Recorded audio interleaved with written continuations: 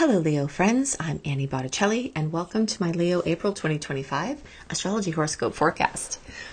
I'm calling the theme of this month, Mars blazes through Leo, and we're going to talk about a lot of potentials that are coming from 2 months of Leo Mars movement. So you will get to have Mars all to yourself for this main focus for this time, and we'll get into all those details. But there are so many other things to discuss as well. This is for you if Leo is your sun sign, your moon sign, your rising sign, or any other Leo placement you're listening for. What I'm going to talk about here is part of your astrological picture. And very late degree Leo friends, so birthdays like August 15th through the rest of the sign, or Leo placements like 23 degrees through the rest of the sign. I suggest you additionally listen to my Virgo reports, as your very late degree friends will benefit from both readings.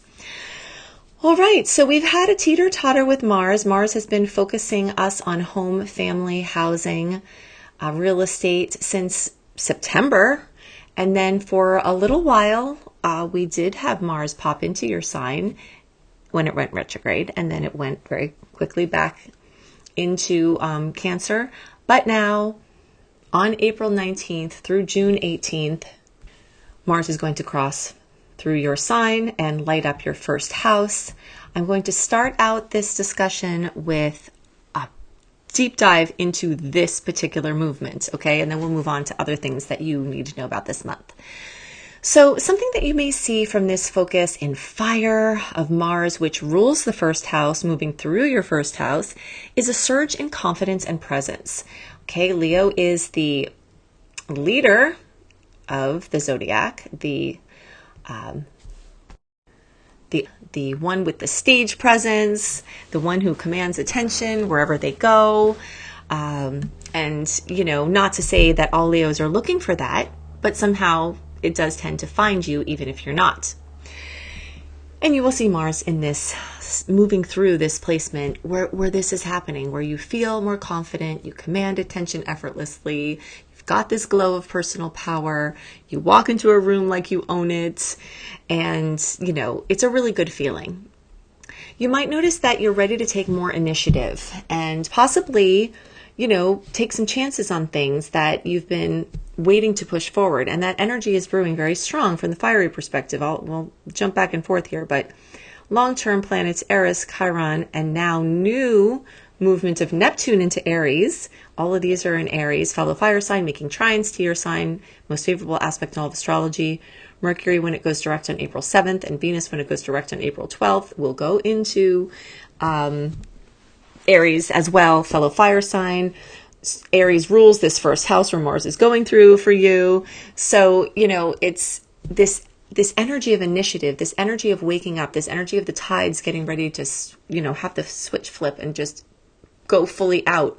That transition is happening this month. So you're going to feel the fire. It's an amazing time for Leos, and it's not just because of the Mars movement, but you will see this.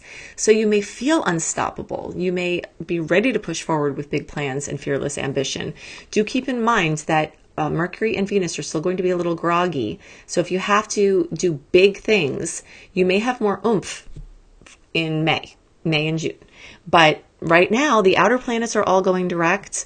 And once these movements shift, and then Mars gets into Leo, you know, as the month moves on, you know, these are cogs in a wheel for the forward movement. And as the month progresses, you'll certainly feel things moving forward, and you can align your plans accordingly. But you may be ready to start these new projects. If they're a small project or an experimental project, you can start them anytime this month.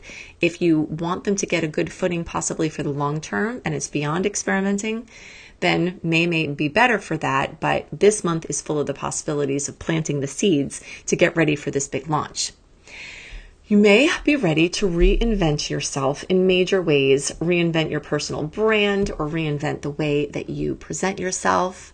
You know, there's a lot of magnetism going on right now, a lot of draw of people to you, and you get to make up your mind of how you're going to use this attention and how you're going to use this momentum, not only for the short term, but for the longer term.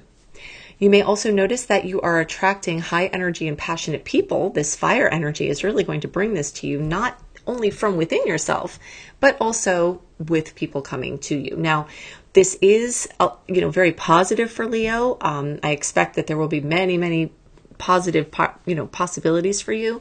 But we also have to remember that when there's a lot of fire, it can erupt over into heat or aggravation or arguments or, or conflicts or ego battles. So, just try to use the fire to create rather than destroy would be a good way to avert any problems there.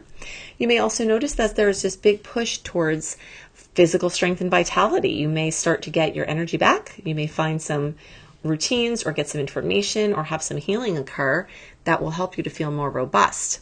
You might get stronger and train harder, and you might transform your body during these months that this transit is going on. And you have all of this extra help from the other fire placements too.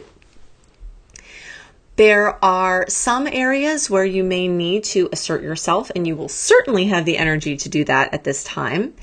With the Venus retrograde energies, love and money, still kind of sleepy going backwards until the middle of April, but you'll feel that start to shift. And it will take until May for, Mercury and Venus to get all situated and be rowdily moving direct after their post-transit period. But you'll start to see that months of indecision and confusion might be bringing you clarity now. There's a lot of passion. There's a lot of energy for leadership roles.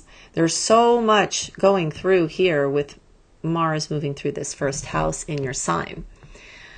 So, all of these things can be channeled passionately and wisely. Some things to watch out for: avoid burnout. Try to pace yourself a little bit.